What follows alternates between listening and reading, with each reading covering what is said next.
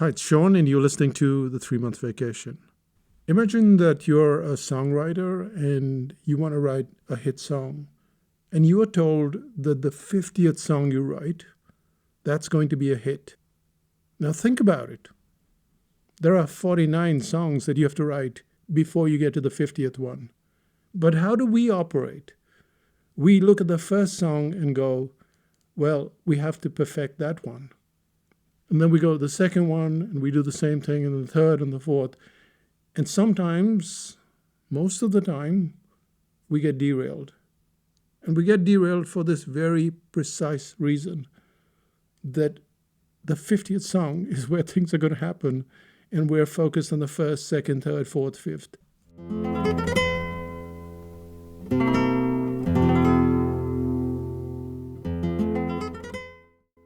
The reality of life is that quantity leads to quality, not the other way around. And we have been brought up to believe that quality matters.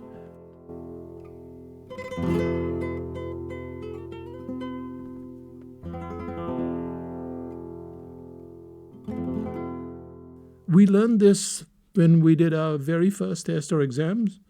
Our teachers and our parents, they looked at our report card and they go, oh, you could do better. You should do better. So they didn't look at the record that we could generate over weeks and months and years. And that put pressure on every single result. So instead of going, okay, I'll get exceedingly good by the 50th run, no. 1, 2, 3, 41, 45, 47, they all had to count. What was worse was that when you came back with a good report card, they did their little dance. They said, oh, wow, I'm so proud of you. So we start to buy into this factor that every drawing must count, every article must count, every podcast must count. And that's not the way life works. So if we turn this idea a little on its head and say, well, the 50th cartoon that you draw, that's going to be good. The 50th article that you write, that's going to be good. And then we have to fill in the blanks with average, mediocre, good, bad. It doesn't matter. The quality doesn't matter. The goal is only to get to the 50th one or the 100th one, whatever you choose. But that's the goal, and that's how you start to get better. Somewhere out there in the distance, that's your really good article. That's your really good cartoon. That's your excellent photograph. It's not now, not today. Not every cartoon, not every photograph. And this means you're going to make a lot of mistakes along the way. And that frustration is going to be brutal. Because you don't know what mistakes you're making, you don't know how to fix them. But somewhere along the line, you get better.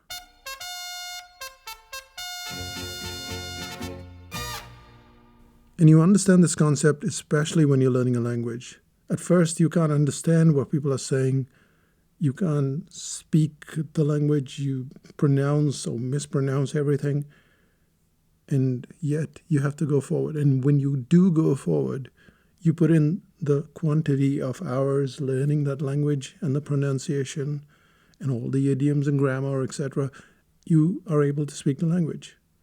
This is true for cartooning, for photography, for writing, for dancing, pretty much everything that you do. You have to have a certain amount of quantity before you get to quality.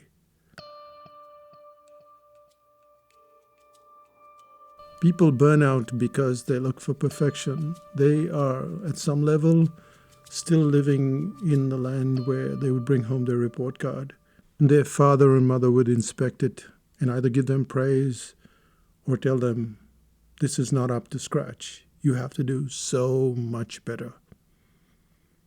You don't. You're going to the 50th one, now get the other 49 done.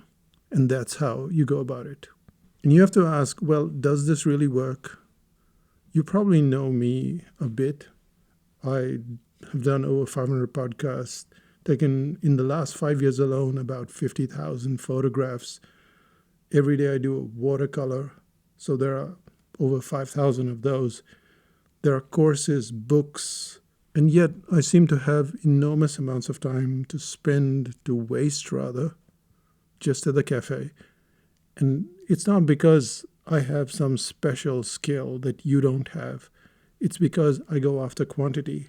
Those numbers that you're hearing, 5,000 and 50,000, etc., that's quantity. If you look through those books and you look through those photographs, you'll know that it was about quantity. So you've tried quality. You've tried to make every single article count, every single cartoon count, every single dish that you made count, and it hasn't worked as well as you thought. Try it the other way. Go for quantity. Put out a number out there in the distance, and then do the in-betweens and see how it works. This isn't to suggest that you have to be sloppy. It just means that your better work is always going to be the future. It doesn't matter how well you do it today, your work in the future is going to be better. So might as well go towards that future today. And that's it from Psychotactics Land. If you haven't already read Suddenly Talented, you should, because that will give you the chance to do this 7 on 10 concept that we're talking about here, which is well enough, but not perfect. Go to psychotactics.com, Suddenly Talented, and find out for yourself. Bye-bye.